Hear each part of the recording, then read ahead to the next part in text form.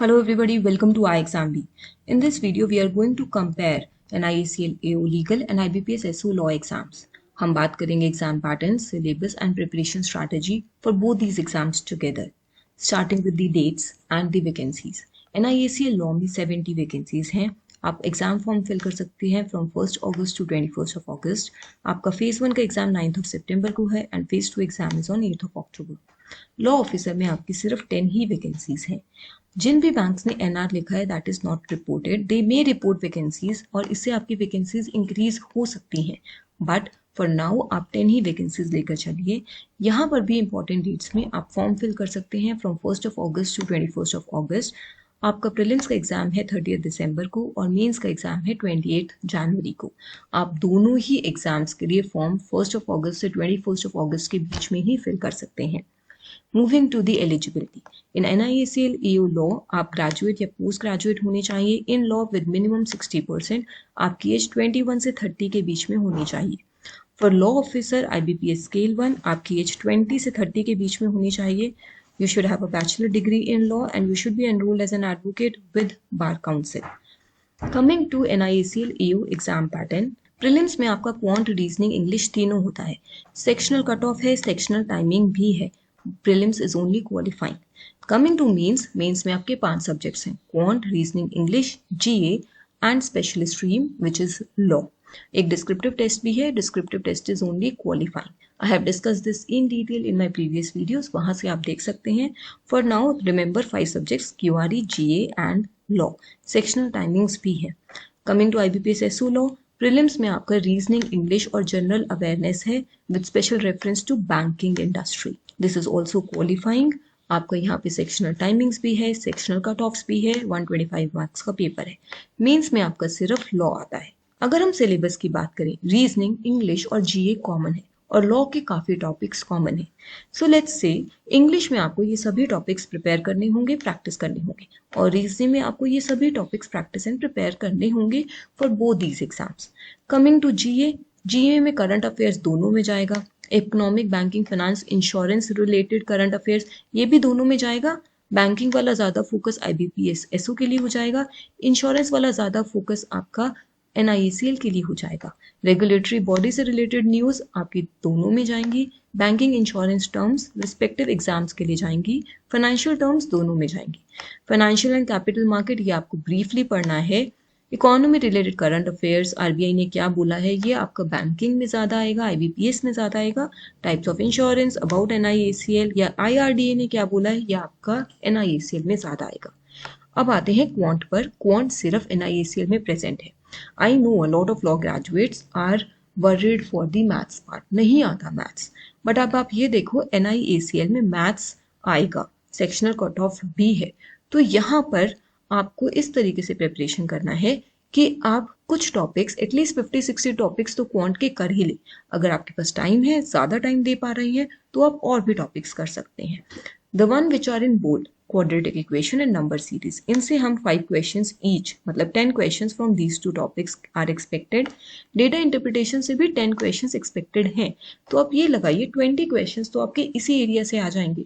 Data interpretation के लिए आपको परसेंटेज और रेशियो एंड प्रोपोर्शन भी पढ़ना होगा, तो आप इन टॉपिक्स को भी कर लीजिए। अगर आप इन टॉपिक्स को कर लेते हैं तो आपका लगभग 50-60% ऑफ द पेपर अटेम्प्ट हो जाएगा।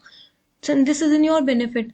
इसके बाद आपके पास टाइम बचता है तो आप बाकी टॉपिक्स कर लीजिए। आपको फुल मार्क्स नहीं लेने हैं, आपको कट ऑफ क्लियर करना है और प्रीलिम सिर्फ क्वालिफाइंग है। आप बाकी चीजों में ज्यादा कवर अप कर सकते हैं, पर आप इंग्लिश और रीजनिंग फिर अच्छे से कर लीजिएगा, which is common in both the exams. Coming to law, these are the topics which are common in law in both the papers, IPCC, RPC, CPC evidence, this is entirely common, ये भी आपका common है। PMLA, FEMA आपका banking में ज्यादा आता है, but क्योंकि this is very clearly mentioned on NIACL website, तो जब तक हमारे पास डिटेल सिलेबस नहीं आ जाता हम ये दोनों के लिए पढ़ेंगे। Registration and Indian stamp act, this is the topic which is present in NIACL. Then coming to your insurance and banking laws. In NIACL you have to study these insurance laws. In banking laws आपको ये सब पढ़ना है। लोक अदालत act banking law नहीं है, but इसको आपको पढ़ना है बिकॉज इससे कुछ क्वेश्चंस आए थे पिछले साल। And same is for sale of goods act. अगर आप सेबी की तैयारी कर रही हैं तो सेल ऑफ गुड्स एक्ट आपने उसमें पढ़ लिया होगा। एक payment and settlement systems act है, दैट आई डिडंट मेंशन, वो भी आपको पढ़ना है। So this is the similarity and the differences between the exams. अब एक बार हम सैलरी की बात करते हैं। एनआईएसीएल लॉ में 13 लाख पर एनम की ग्रॉस सैलरी है, cost to the company. 4 years का बॉन्ड है, 1 ईयर का प्रोबेशन पीरियड है। आईबीपीएस एसओ लॉ में थोड़ा बैंक टू बैंक डिफर करता है, but 9 to 10 lakh per annum का आपकी ग्रॉस सैलरी हो जाएगी। 2 इयर्स का बॉन्ड है, 2 इयर्स का प्रोबेशन है। अब आप यहाँ देखिए, बॉन्ड पीरियड तो है ही। एनआईएसीएल में 4 साल का बॉन्ड है, इसलिए स्टूडेंट्स डिस्करेज हो रहे हैं। बट आप फिर ये भी तो देखिए, एनआईएसीएल लॉ में 70 वैकेंसीज हैं और आईबीपीएस एसओ लॉ में सिर्फ 10 वैकेंसीज हैं। लॉ में इतनी वैकेंसीज बहुत मुश्किल से आती हैं, तो ये आपके लिए एक बेनिफिशियल एग्जाम है। आप एग्जाम दीजिए, क्लियर कीजिए, उसके बाद डिसाइड कर लीजिएगा। अगर हाथ में कोई और अपॉर्चुनिटी हुई तो उसे ले लीजिएगा, अदरवाइज एनआईएसीएल को ज्वाइन करने की ऑप्शन तो रहेगी आपके हाथ में। बाकी तो देखिए आपकी मर्जी है, पर हर ऑर्गेनाइजेशन में bond amount, bond period, provision period होगा ही। Moving to important points. NIACL का एग्जाम 9 सितंबर 8 अक्टूबर को है।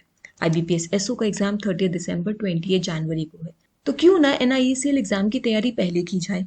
अक्टूबर तक एनआईएसीएल का एग्जाम खत्म हो जाएगा और आप ऑलरेडी क्यूआरई, जीए और लॉ पढ़ पाएंगे। चलिए आपने सिलेक्टिव स्टडी ही की हो, बट एटलीस्ट अक्टूबर तक आप मेजॉरिटी पार्ट तो खत्म कर पाएंगे। Then you will have around 1.5 to 2 months in your hand, और तब आप आईबीपीएस एसओ लॉ पे फोकस कर सकते हैं। Remaining topics of IBPS SO law क्या रिमेनिंग होगा? रीजनिंग, इंग्लिश तो कॉमन है, जीए के कुछ टॉपिक्स अलग होंगे और लॉ में कुछ टॉपिक्स ऐड हो जाएंगे विच आर बैंकिंग लॉस। तो इस तरीके से आप प्रिपेयर कीजिए, follow this strategy. You can target both the exams together if you are eligible. Eligibility criteria मैंने पहले ही डिस्कस कर लिया है। प्लीज यहाँ पर एक चीज देखिए, आप स्टैंड अलोन अगर देखेंगे आपके पास 70 ही वैकेंसीज हैं in NIACL, 10 are there, only 10 are there in IBPS SO law. But अगर आप क्यूमुलेटिव वैकेंसीज देखें तो आपके लिए ये 80 वैकेंसीज हो गई and you have to target 1 seat in these organisations.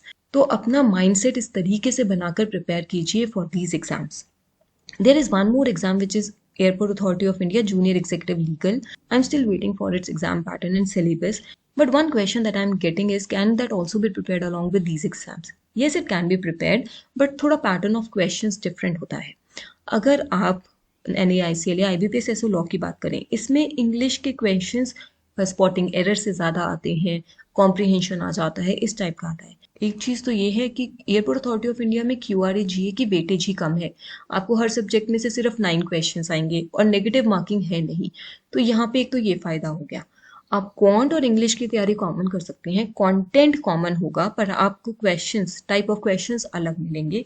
Reasoning में लॉजिकल रीजनिंग ज़्यादा आती है और जीके में करंट अफेयर्स की जगह आपका polity, history, geography, general knowledge ज़्यादा आता है। देन लीगल, चलिए एक बार लीगल में भी देखते हैं क्या कॉमन है। अगर हम एक बार कॉमन सब्जेक्ट्स देखें, then according to the past year syllabus आपको सीपीसी पढ़ना है, एविडेंस पढ़ना है, कॉन्स्टिट्यूशन पढ़ना है, कॉन्ट्रैक्ट पढ़ना है, specific relief, arbitration, transfer of property, limitation, RTI, consumer protection, information technology, competition act. ये सब आपको एयरपोर्ट अथॉरिटी ऑफ इंडिया के लिए पढ़ना है। फॉरेन एक्सचेंज मैनेजमेंट एक्ट भी आ जाएगा। देन इसके अलावा आपको एविएशन लॉज पढ़ने हैं, आपको पब्लिक इंटरनेशनल लॉ पढ़ना है और लेबर कोड्स, लेबर लॉज पढ़ने होंगे। We can discuss this in detail once we get the syllabus which we are expecting soon. Other than that आप अपनी प्रिपरेशन स्टार्ट कर सकते हैं for the common areas. The exam date for airport authority is also not out. तो आप ये भी देख सकते हैं कि इसका एग्जाम अक्टूबर में जाकर होगा। I am expecting October second half में होगा, 3rd या 4th वीक में। We are still waiting for these details and accordingly we will plan. अब अगर आपको कोई भी क्वेरीज हैं, आप नीचे गूगल फॉर्म में फिल कर सकते हैं। We have started NIACL legal online course. The new batch started from 31st of July। 2-3 classes ही हुई हैं अभी तक। And we are soon going to start the airport authority of India and IBPS SO law batches. I have already shared NIACL legal study plan with you. अगर आप airport authority of India या IBPS SO law की भी तैयारी कर रहे हैं, I will share study plans for these individual exams. But अगर आप 2 एग्जाम्स टारगेट कर रहे हैं या तीनों एग्जाम्स टारगेट कर रहे हैं, तो आपको गूगल फॉर्म में वो रिक्वायरमेंट मेंशन करनी होगी। I will make the plan accordingly, keeping in mind कि पहले आपका NIACL का एग्जाम आएगा, फिर आपका एयरपोर्ट अथॉरिटी का एग्जाम आएगा और फिर आपका IBPS SO लॉ का एग्जाम आएगा। तो वो स्टडी प्लान उस तरीके से बनेगा। अगर आप एयरपोर्ट अथॉरिटी टारगेट नहीं कर रहे हैं देन आई विल थिंक कि आपको NIACL का पहले प्रिपेयर करना है फिर SO लॉ का प्रिपेयर करना है.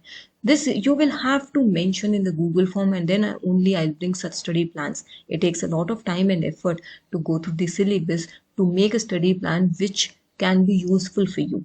If you want to know more about these courses, about the offerings of these courses, आप हमें इस नंबर पर कॉल कर सकते हैं. Our exam B helps you prepare 50% faster with crisp and concise content. Subscribe to our channel. Stay tuned. Thank you.